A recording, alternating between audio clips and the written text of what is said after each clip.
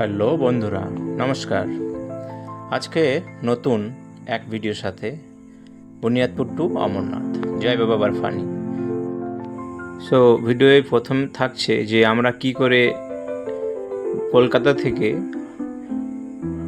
কাশ্মীর হয়ে অমরনাথে গেলাম সেটার বিষয়ে এই ভিডিওতে। তো এটা হচ্ছে আমাদের প্রিয় শিয়ালদা স্টেশন, যেখান থেকে রাত্রিবেলা আপনারা ডাইরেক্ট হাওড়া থেকেও যাওয়া যায় এবং শিয়ালদা থেকেও যাওয়া যায়। শিয়ালদা স্টেশন থেকে আমরা গাড়ি করে ডাইরেক্ট জম্বু তাওয়ে স্টেশনে পৌঁছাই। তো আমরা শুধু না, এখানে অনেক লোক ছিল যেখানে বাবাকে দর্শন করার জন্য আমাদের বাঙালি, কলকাতার এবং আশেপাশের সমগ্র রাজ্যের লোক দর্শন করার জন্যে সবাই একটা মনে তাড়াহুড়ো যে তাড়াতাড়ি সিট নিতে হবে এবং বাবাকে দর্শন করতে যেতে হবে। তো সবার প্রথমে যেটা দেখছেন এটা হচ্ছে জম্বু তাওয়ে, এটা স্টেশন। এখানে দেখলাম শুধু আমরা না, আমাদের আশেপাশে প্রচুর বাঙালি, নন বাঙালি, বিহারি, সমস্ত জায়গার বাবার ভক্তরা সব দর্শনের জন্য এসেছে। সবচেয়ে প্রথমে এখানকার যে ওয়েদার, আমরা নেমেই বুঝতে পারলাম ওয়েদার খুব রমরমা, না শীত না গরম। এরপর থেকে হয়তো আলাদা আলাদা জায়গায় আলাদা আলাদা ওয়েদার হতে পারে। তো এইটা হচ্ছে জম্বু তাওয়ে রেল স্টেশন গেট। তো এই গেট থেকেই আমরা বাসে করে এই রাস্তার দুধারে মনোরম পরিবেশ, যেখানে কাশ্মীরকে ভূস্বর্গ বলা হয়। আমাদের সবারই একটা করে ইচ্ছা যে কাশ্মীর আমরা ঘুরতে যাব, কাশ্মীরের ওয়েদার, কাশ্মীরের পরিবেশ, প্রকৃতি আমরা দেখব। তো রাস্তার দুপাশে আমরা সেই মনোরম দৃশ্য দেখে মুগ্ধ হয়ে গেলাম এবং তাতে দেখলাম পুরো মেঘে চারিধার ঢেকে আছে। তারপরে আমরা ঢুকলাম যেটা খুব নামকরা একটা লঙ্গরখানা, যেটাকে বাংলায় বলা হয় প্রসাদ, যেখানে পাওয়া যায় 1 টাকার বিনিময়ে। এনারা সেবা করতে এসেছে দিল্লি থেকে, এনারা প্রতি বছর আসে। শুধু কয়েক হাজার রকমের প্রসাদ এখানে পাওয়া যায় এবং সব রকমের যারা দর্শনার্থী আছে, বাবাকে দর্শন করার জন্য এসেছে বিভিন্ন জায়গা থেকে, তারা সবাই এখানে প্রসাদ পায়। তো প্রসাদ পেয়ে আমরা চলে গেলাম যে পায়ে হেঁটে 15 কিলোমিটার রাস্তা অতিক্রম করতে হবে সেই রাস্তার ধারে। তো আপনারা দেখছেন এই পাহাড়ি রাস্তায় কত লোক, কেউ ঘোড়ায় করে যায়, কেউ হেঁটে যায়। তো বাবার যে বরফানি দর্শনের জন্য দুটো রাস্তা আছে, একটা হচ্ছে বালটাল রোড আর একটা হচ্ছে পেহেলগাম হয়ে। তো পেহেলগাম হয়ে অনেক কিছু দেখার আছে, অনেক হাঁটতে হয়, অনেক টাইম লাগে। তো আমরা সব থেকে সোজা যেটা রাস্তা বালটাল রোড, এটা 15 কিলোমিটার হাঁটার পরে আমরা সেখানে করব। কিন্তু শুধু এটাই নয়, আমরা এই দর্শন করার জন্যে 4 দিন অপেক্ষা করেছিলাম, কেননা এটার গেট বন্ধ ছিল প্রাকৃতিক দুর্যোগের কারণে।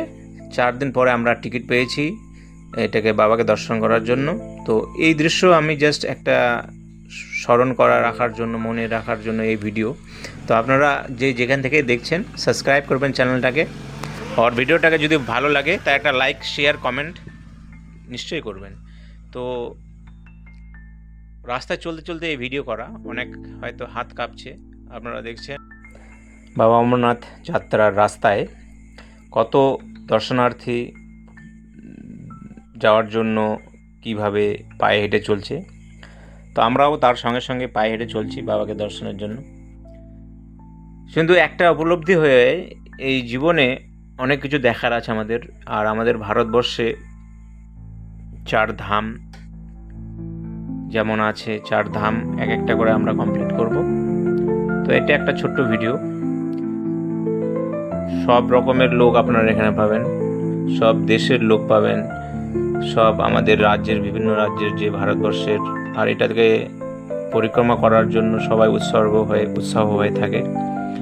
সবাই পায়ে হেঁটে চলে, কেউ ঘোড়াতে চলে।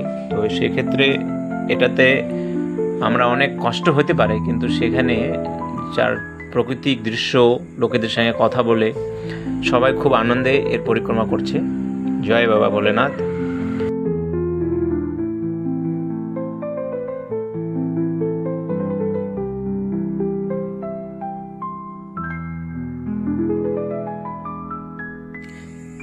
কাশ্মীর জীবনে ভাবিনি কোনোদিন কাশ্মীরে আসব।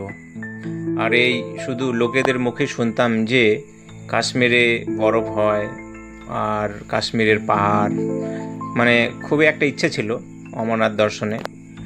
4 ধাম আমরা কমপ্লিট করব, সেক্ষেত্রে এক একটা করে করেছি। এর আগে অমরনাথের কিছু ভিডিও আমরা বানিয়েছি, আমাদের চ্যানেলে আছে। আর এটা হচ্ছে কেদারনাথের ভিডিও ছিল আগের না, তো এটা হচ্ছে অমরনাথের ভিডিও। তো সেক্ষেত্রে এই যে দৃশ্য, এই যে জিনিস, এই যে ছোট ছোট ক্যাম্প করে ক্যাম্পিং করা, অমরনাথের পাহাড়ে রাত কাটানোর, সময় কাটানো, সব কিছু দেখা, সেটা একটা আলাদা একটা কি বলবো আমেজ আছে। তো সেক্ষেত্রে আমরা চাই হয়তো আসতে, সেক্ষেত্রে সবার হয় না।